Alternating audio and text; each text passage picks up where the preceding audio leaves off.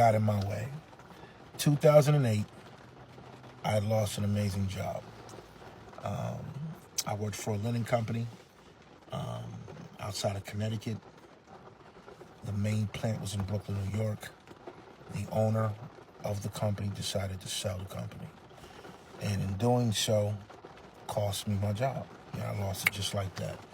So aside from losing my job, the biggest issue, truthfully, was my lack of good stewardship.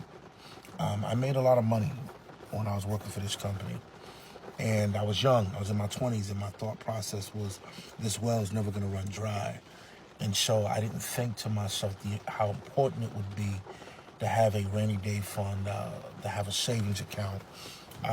My wife encouraged it, but, I was very macho at the time, and, I'm the priest to my home, and we're going to do things my way. She didn't have to work at the time because I made enough to cover everything. So it was just like, what, I got this, right? That was the attitude. And that attitude messed us up because now here we are. I'm unemployed. She wasn't working. Within 30 plus days of me losing that job, we ended up homeless. At the time that I was employed with them, I was utilizing a company vehicle, so we didn't even have a car of our own. I made enough money where I could buy one, but I didn't see the sense in spending the money on a car when they provided a car for me. So I'm driving in a company vehicle. But of course, they sold the company, they took the car back. So here we are, I'm unemployed, no vehicle, no way to get around from point A to point B if I want to find new work. We're going through it. 2 weeks after losing the job, though, a good friend of ours, Ada Feliciano, shows up at my doorstep, hands me some van keys, and says, hey, I'm giving you guys my minivan. I felt led to do so. And she didn't know our circumstance. She didn't know what we were going through. I didn't tell anybody what was going on. But she felt led by God to bless us with this minivan, not realizing that within a few more weeks, that minivan was about to become our home. But yeah, she handed us her Dodge Caravan. I want to say it was a 2001 Dodge Caravan Sport, burgundy. This thing was in mint condition. There was absolutely nothing wrong with it, but it became our home. So yeah, we get this minivan, and a few weeks later, we are now homeless. We've lost our apartment. There is no income coming in. We had a routine. At that time, it was just my 4 daughters, my 4 oldest daughters, and my wife at that point was pregnant with our son. So we would take this minivan and park behind the Ramada Inn. It was a local hotel a couple of miles down from where our apartment once was. We would go stay there, park in the back, sleep in our car. But what I would do for the girls, because I didn't want them to understand and realize that we were homeless, I would put this portable DVD player on the dashboard after going to the library, picking out their favorite movies, and we would let them watch their favorite movies throughout the night until they fell asleep. And that was the regular routine. We told her that we were giving them the drive-in movie theater experience because we didn't want our kids to feel it. We didn't want them to know how bad things had gotten. And that went on for a little while. And one April evening, I'm looking at my wife and I'm looking at my girls in the back, and they're shivering. Everybody's cold. It was a chilly night.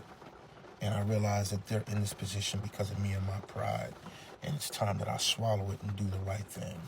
So I ended up driving them to my in-laws' house. Now, mind you, I didn't tell you this at the beginning in the first part of the story. But my in-laws only lived about 3 to 4 blocks away from where our apartment was. We could have went to them from Jump Street. But again, I was too prideful to involve them. I didn't want them to know what was going on because I felt it was my responsibility to get my family back on track, and that was the plan. It just hadn't worked out yet. So seeing them suffering, I just realized, like, it's time to end that suffering and let's get them into a warm bed. So we make it to my in-laws' house, and my wife explains to him everything that was going on. My mother-in-law comes around to the driver's side. My father-in-law follows her. And I'm expecting to get screamed at, yelled at, I'm expecting them to give me the business.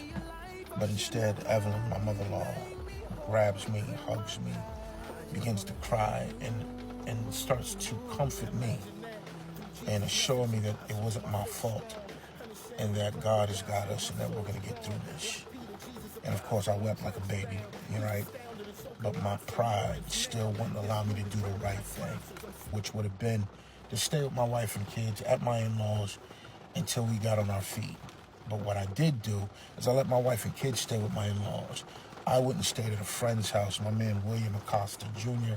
and his wife Tiffany, they were kind enough to take me in and allow me to bunk there with them until I got on my feet. So I'd stay the night there, visit my wife and kids throughout the day, and when I was done with them, go back to Will and Tiff's house. And that was the regular routine until I found work. I ended up finding a job shortly after that, and everything kind of started happening pretty rapidly once I found work. We got accepted into a program called Catholic Charities, which is kind of a glorified homeless shelter. They bought a home in Stratford, Connecticut, and your rent was based off of 30% of whatever your income was.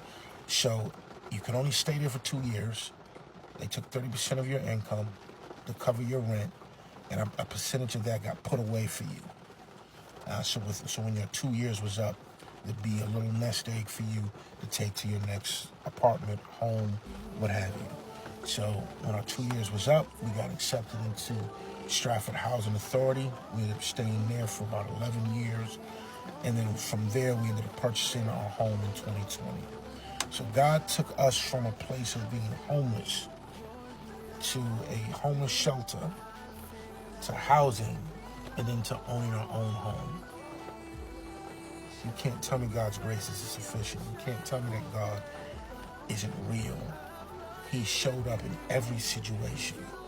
Not only did he show up, but he showed out. I'm sharing this story because one, I want to give you context to the song so you can understand why the song means so much to me and to my family. But also to let you know that the God that I serve is not a respecter of persons. And the way that he loved on me and continues to love on me, he will do the same for you. I promise you that. Tap in with him. Give him an opportunity to show himself strong on your behalf and watch him bless your socks off. Let him guide your way. God bless you guys.